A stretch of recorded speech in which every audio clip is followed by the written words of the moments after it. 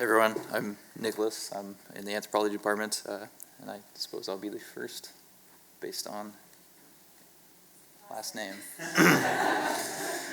So coming into the program, I knew what I wanted to learn about being a leader, but I was unsure how to execute it. Leadership should not always, in my mind, leadership should not always conform to a hierarchical model where the person at the top shouted down to those who facilitated a vision, rarely their own. Though still the most common understanding of what is a leader, or what is leadership today, the effectiveness of leadership by simple authority was questioned in the early 1960s in the now famous Milgram study, in which a participant, under request of a researcher, pressed a button that would electrically shock another individual if they answered a question wrongly. The study wanted to see how far these participants would go in harming another under permission of authority.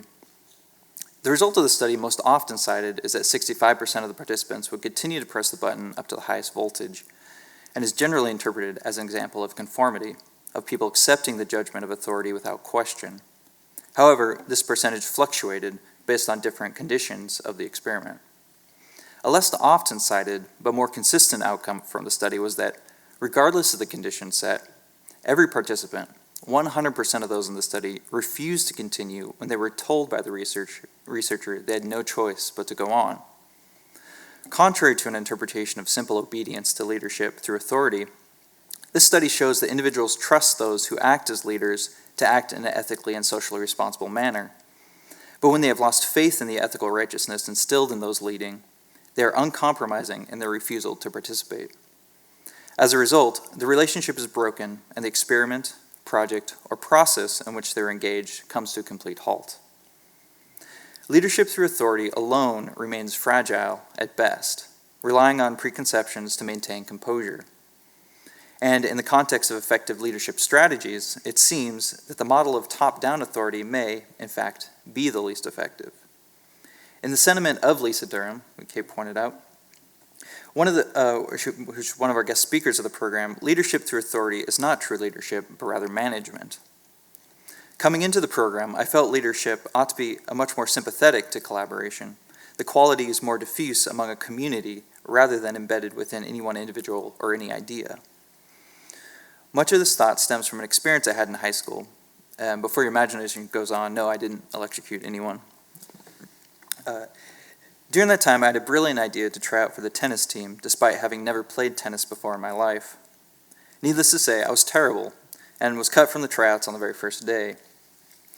Perhaps it was because I had no ego invested in the sport, but despite having been cut, I decided to show up on the second day of tryouts, telling the coach I would act as a warm-up partner for the other athletes.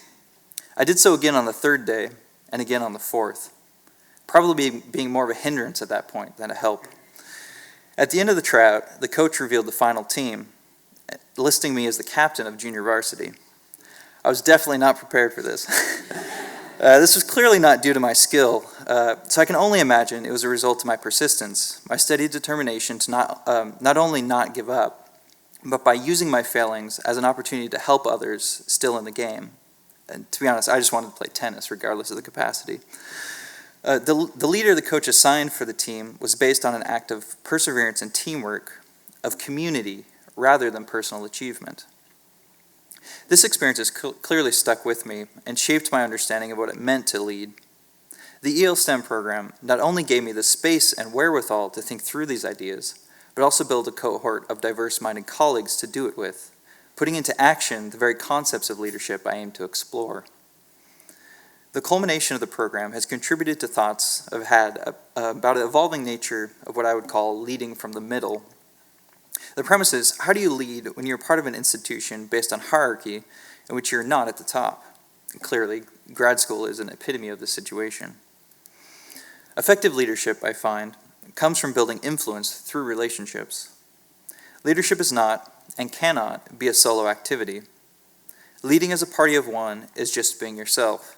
A laudable activity, but often necessary before you can effectively lead. But true leadership begins when you've crossed that bridge from doing what you feel is right to exerting influence over others. To evoke Foucault, not to get too grad schooly on you, and harken back to the Milgram study, you're not a leader because of a position, but rather because others relinquish power to you. As Lisa Derman again said, effective leadership is done through influence, not authority.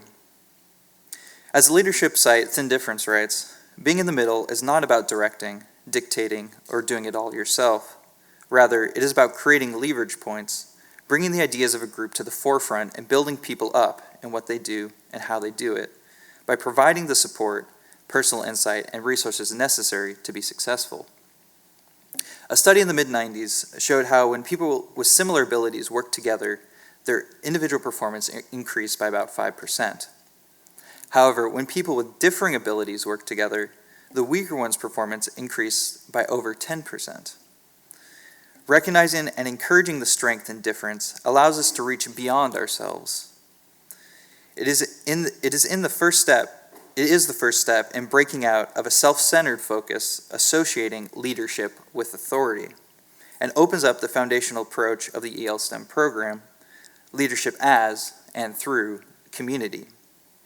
Conveniently, and undoubtedly by design, the end of the program coincides an understanding of where to begin to be a truly effective leader.